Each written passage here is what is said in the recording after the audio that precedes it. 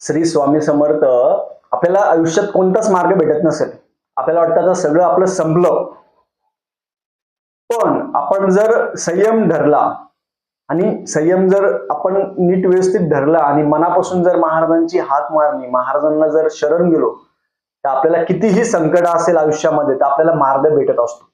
असा कोणता प्रॉब्लेम नाही त्याला सोल्युशन नाहीये.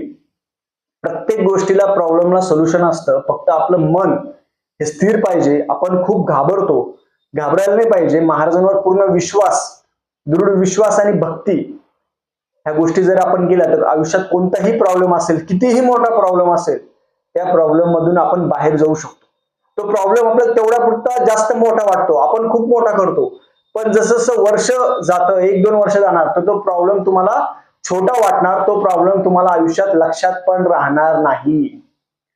श्री स्वामी